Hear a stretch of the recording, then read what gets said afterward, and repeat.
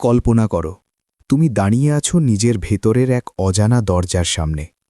বাইরে পৃথিবী তোমাকে বলছে কিভাবে চলতে হবে, কিভাবে সফল হতে হবে, কিন্তু ভেতর থেকে এক অদ্ভুত কণ্ঠস্বর ডাকছে, তুমি কি সত্যিই নিজেকে চেনো? কার্ল জাং সেই ডাক শুনেছিলেন। তিনি সাহস করে নিজের অবচেতন মনের গভীরে প্রবেশ করেছিলেন। সেখানে তিনি পেয়েছিলেন ভয়, অন্ধকার, প্রতীকী চরিত্র আর এক অদ্ভুত আলো। এই যাত্রা ছিল না সহজ, এটি ছিল মৃত্যু ও পুনর্জন্মের অভিজ্ঞতা। দ্য রেড বুক হল সেই ভেতরের যাত্রার গল্প। এটি শুধু জাংয়ের ব্যক্তিগত অভিজ্ঞতা নয়, বরং প্রতিটি মানুষের আত্মার ডাক। আমরা সবাই কখনো না কখনো এই দ্বন্দ্বে পড়ি, বাহ্যিক পৃথিবীর নিয়ম বনাম অন্তরের সত্য। আর এই বই আমাদের শেখায়, সাহস করে ভেতরের অন্ধকারের মুখোমুখি হলে তবেই আমরা খুঁজে পাই আত্মার আলো।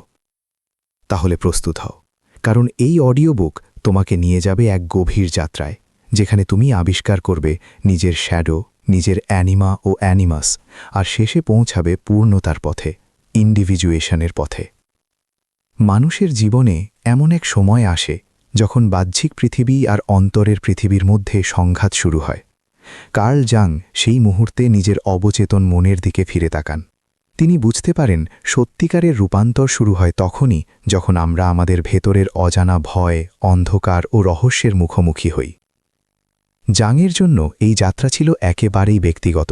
তিনি নিজের ভেতরে এমন সব প্রতীক, চরিত্র ও কণ্ঠস্বরে সম্মুখীন হন যা আগে কখনো দেখেননি।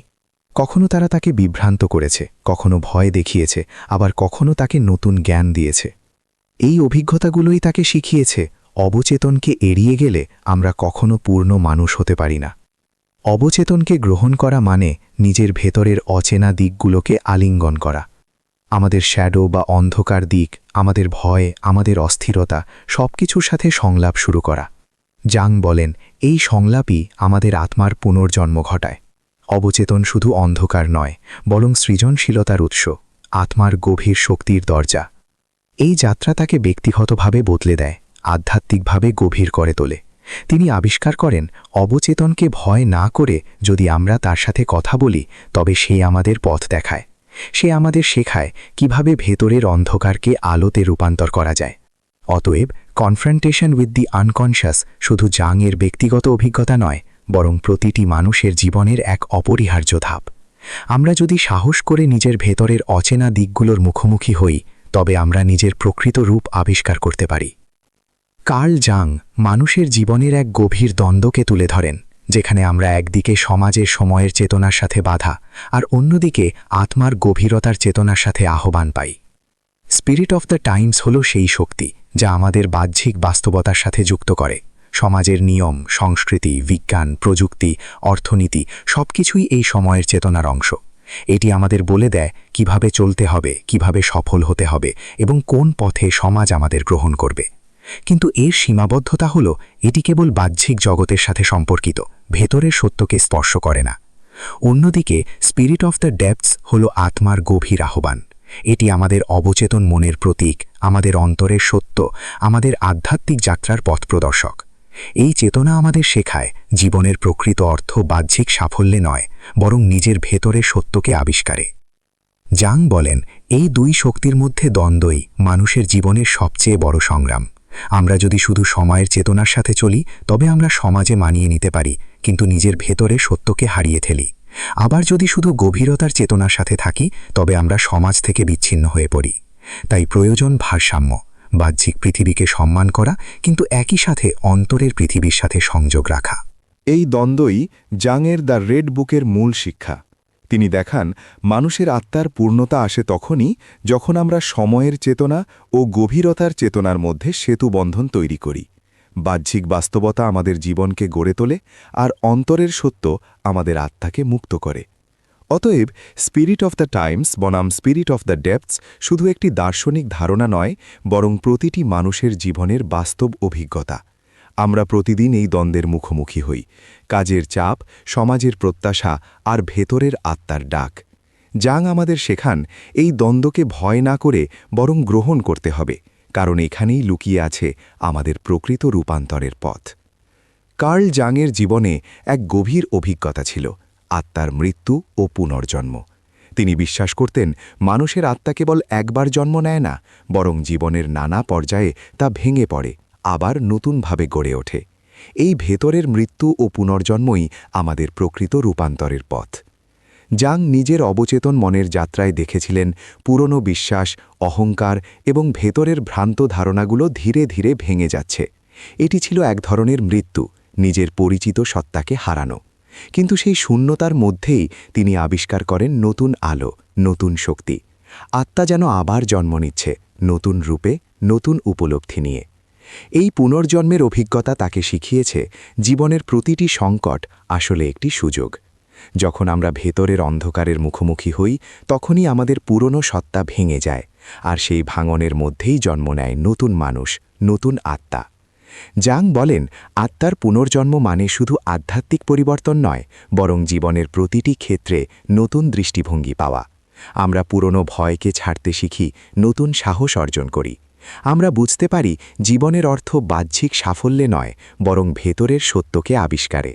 অতএব রিবার্থ অফ দ্য সোল হল এক অন্তর্দৃষ্টি, যেখানে মৃত্যু মানে শেষ নয়, বরং নতুন শুরু।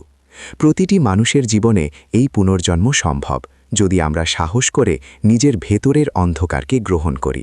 তখনই আমরা আবিষ্কার করি আত্মা আসলে চিরন্তন, আর তার প্রতিটি পুনর্জন্ম আমাদের আরও পূর্ণতা, আরও গভীরতা, আরও আলো এনে দেয়।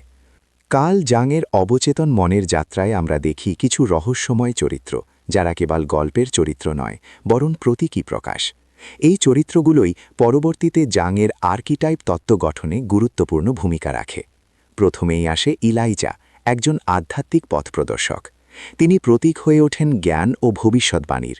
ইলাইজা জাংয়ের ভেতরের সেই কণ্ঠস্বরকে প্রকাশ করেন যা তাকে সত্যের পথে চালিত করে। তার পাশে থাকে সালোমে, অন্ধকারময় কিন্তু আকর্ষণীয় নারীর প্রতীক। তিনি জাংয়ের অবচেতন মনের নারীত্বের শক্তি, অর্থাৎ আনিমায়ের প্রকাশ। সালোমে তাকে শেখান ভেতরের অন্ধকারকে ভয় না করে বরং গ্রহণ করতে হবে। এরপর আসে ইসদুবার, এক বিশাল শক্তিশালী পৌরাণিক চরিত্র। তিনি প্রতীক হয়ে ওঠেন মানুষের অহংকার ও বাহ্যিক শক্তির। কিন্তু জাংয়ের যাত্রায় দেখা যায় এই শক্তি ভেতরের সত্যের সামনে ভেঙে পড়ে। ইসদুবারের পতন আসলে অহংকারের মৃত্যু, যা আত্মার পুনর্জন্মের পথ খুলে দেয়। সবশেষে আসে ফিলেমন, জাংয়ের আধ্যাত্মিক শিক্ষক। তিনি প্রতীক হয়ে ওঠেন জ্ঞান, অন্তর্দৃষ্টি ও গভীরতার। ফিলেমন জাংকে শেখান কিভাবে অবচেতন মনের প্রতীকগুলোকে বুঝতে হবে, কিভাবে নিজের ভেতরের সত্যকে গ্রহণ করতে হবে। এই চরিত্রগুলো কেবল জাংয়ের ব্যক্তিগত অভিজ্ঞতা নয়, বরং প্রতিটি মানুষের ভেতরের প্রতীকী শক্তির প্রকাশ। আমরা প্রত্যেকেই জীবনে কখনো এলাইজার মতো পথপ্রদর্শক খুঁজি, কখনো স্যালোমের মতো অন্ধকারের মুখোমুখি হই, কখনো ইসদুবারের মতো অহংকারে ভেঙে পড়ি, আবার কখনো ফিলেমনের মতো জ্ঞানের আলো পাই। অতএব সিম্বলিক ফিগার্স ও আর্কিটাইপস আমাদের শেখায় অবচেতন মনের প্রতিটি প্রতীক আসলে আমাদের ভেতরের সত্যের প্রতিফলন। জাংয়ের অভিজ্ঞতা আমাদের মনে করিয়ে দেয় এই প্রতীকগুলোকে বুঝতে পারলেই আমরা নিজের আত্মার গভীর যাত্রায় এগিয়ে যেতে পারি। কার্ল জাং মানুষের ভেতরের দ্বৈত শক্তির কথা বলেন, পুরুষের ভেতরে লুকিয়ে থাকা নারীত্বের শক্তি, যাকে তিনি বলেন আনিমা, আর নারীর ভেতরে লুকিয়ে থাকা পুরুষত্বের শক্তি, যাকে তিনি বলেন আনিমাস। এই দুই শক্তি মানুষের মানসিক ভারসাম্য ও পূর্ণতার জন্য অপরিহার্য। আনিমা হল পুরুষের অবচেতন মনের নারীত্বের প্রতীক। এটি কোমলতা, অনুভূতি, সৌন্দর্য, সৃজনশীলতা ও অন্তর্দৃষ্টির প্রকাশ। যখন একজন পুরুষ নিজের অ্যানিমাকে গ্রহণ করে, তখন সে আরও সংবেদনশীল, আরও মানবিক হয়ে ওঠে। সে বুঝতে পারে শক্তি শুধু বাহ্যিক নয়, বরং ভেতরের কোমলতাও জীবনের সমান গুরুত্বপূর্ণ। অন্যদিকে আনিমাস হল নারীর অবচেতন মনের পুরুষত্বের প্রতীক। এটি যুক্তি, দৃঢ়তা, সিদ্ধান্ত গ্রহণের ক্ষমতা ও নেতৃত্বের প্রকাশ। যখন একজন নারী নিজের অ্যানিমাসকে গ্রহণ করে, তখন সে আরও আত্মবিশ্বাসী, আরও শক্তিশালী হয়ে ওঠে। সে বুঝতে পারে নারীত্ব শুধু কোমলতায় সীমাবদ্ধ নয়, বরং দৃঢ়তা ও নেতৃত্ব তার ভেতরে বিদ্যমান। জাং বলেন, মানুষের পূর্ণতা আসে তখনই যখন সে নিজের ভেতরের এই দ্বৈত শক্তিকে ভারসাম্যে আনে। যদি একজন পুরুষ আনিমাকে অস্বীকার করে, তবে সে কঠোর ও অনুভূতিহীন হয়ে পড়ে। আবার যদি একজন নারী অ্যানিমাসকে অস্বীকার করে, তবে সে দুর্বল ও আত্মবিশ্বাসহীন হয়ে পড়ে। কিন্তু যখন তারা এই শক্তিগুলোকে গ্রহণ করে, তখনই তারা পূর্ণ মানুষ হয়ে ওঠে। এই ধারণা আমাদের শেখায় প্রকৃত মানবিকতা হল ভারসাম্য। পুরুষের ভেতরে নারীত্ব, নারীর ভেতরে পুরুষত্ব, এই দ্বৈত শক্তি আমাদের মনে করিয়ে দেয় আমরা প্রত্যেকেই অসম্পূর্ণ, যতক্ষণ না আমরা নিজের ভেতরের বিপরীত শক্তিকে আলিঙ্গন করি। অতএব আনিমা ও অ্যানিমাস শুধু জাংয়ের মনোবিজ্ঞানের তত্ত্ব নয়, বরং জীবনের এক গভীর শিক্ষা। এটি আমাদের বলে নিজের ভেতরের অচেনা দিককে গ্রহণ করো, কারণ সেখানেই লুকিয়ে আছে পূর্ণতার পথ। কার্ল জাং মানুষের ভেতরের অন্ধকার দিককে নাম দিয়েছেন শ্যাডো। এটি সেই অংশ যাকে আমরা সাধারণত লুকিয়ে রাখি, আমাদের ভয়, রাগ, হিংসা, দুর্বলতা ও অস্বীকার করা প্রবৃত্তি। কিন্তু জাং বলেন এই শ্যাডোকে অস্বীকার করলে আমরা কখনো পূর্ণ মানুষ হতে পারি না, বরং আমাদের ব্যক্তিগত বিকাশের জন্য অপরিহার্য হল নিজের শ্যাডোয়ের মুখোমুখি হওয়া। শ্যাডো হলো এক ধরনের আয়না, যেখানে আমরা দেখি আমাদের সেই দিকগুলো যা আমরা সমাজের সামনে প্রকাশ করতে চাই না। কিন্তু এই আয়নাকে ভেঙে ফেলা যায় না, বরং এর দিকে তাকাতে হয় সাহস নিয়ে। জাংয়ের অভিজ্ঞতায় শ্যাডোয়ের মুখোমুখি হওয়া মানে নরকের পথে যাত্রা, এক অন্ধকার গহ্বর যেখানে মানুষ নিজের ভেতরের ভয় ও দুর্বলতার সাথে লড়াই করে। এই নরক বা হেল আসলে প্রতীকী। এটি আমাদের মানসিক যাত্রার সেই কঠিন স্তর যেখানে আমরা ভেতরের অন্ধকারের সাথে যুদ্ধ করি। অনেকেই এই যাত্রা এড়িয়ে যেতে চায়, কারণ এটি কষ্টকর, বিভ্রান্তিকর, কখনো ভয়ঙ্কর। কিন্তু জাং বলেন এই হেলের মধ্য দিয়েই আত্মার পুনর্জন্ম ঘটে। অন্ধকারের মুখোমুখি না হলে আমরা আলোকে সত্যিকারভাবে গ্রহণ করতে পারি না। শ্যাডোয়ের সাথে সংলাপ আমাদের শেখায় আমরা কেবল ভালো দিক দিয়ে গঠিত নই, বরং অন্ধকার দিকও আমাদের অংশ। এই অন্ধকারকে গ্রহণ করলেই আমরা ভারসাম্যপূর্ণ মানুষ হয়ে উঠি। শ্যাডো আমাদের মনে করিয়ে দেয় প্রতিটি মানুষের ভেতরে আলো ও অন্ধকার পাশাপাশি থাকে। অতএব শ্যাডো ও হেল হল আত্মার গভীর যাত্রার অপরিহার্য ধাপ। এটি আমাদের শেখায় নিজের ভেতরের অন্ধকারকে ভয় না করে বরং আলিঙ্গন করো, কারণ সেই অন্ধকারের মধ্যেই লুকিয়ে আছে আলোতে পৌঁছানোর পথ। কার্ল জুংয়ের মনোবিজ্ঞানের কেন্দ্রীয় ধারণা হল ইন্ডিভিজুয়েশন প্রসেস, নিজের ভেতরের বিভিন্ন দিককে একত্রিত করে পূর্ণাঙ্গ ব্যক্তি হওয়ার পথ। জুং বিশ্বাস করতেন মানুষ জন্মগতভাবে অসম্পূর্ণ। আমাদের ভেতরে আছে আলো ও অন্ধকার, পুরুষত্ব ও নারীত্ব, যুক্তি ও অনুভূতি, সচেতন ও অবচেতন। ইন্ডিভিজুয়েশন হল সেই যাত্রা যেখানে আমরা এই সব বিপরীত শক্তিকে একত্রিত করে নিজের প্রকৃত রূপ আবিষ্কার করি। এই প্রক্রিয়া শুরু হয় নিজের শ্যাডোয়ের মুখোমুখি হওয়ার মাধ্যমে। আমরা যখন ভেতরের অন্ধকারকে গ্রহণ করি, তখনই আমরা বুঝতে পারি আমাদের দুর্বলতা আসলে আমাদের শক্তির অংশ। এরপর আসে আনিমা ও আনিমাসের ভারসাম্য। পুরুষ নিজের ভেতরের নারীত্বকে গ্রহণ করে, নারী নিজের ভেতরের পুরুষত্বকে গ্রহণ করে। এই ভারসাম্য আমাদের আরও মানবিক, আরও পূর্ণ করে তোলে।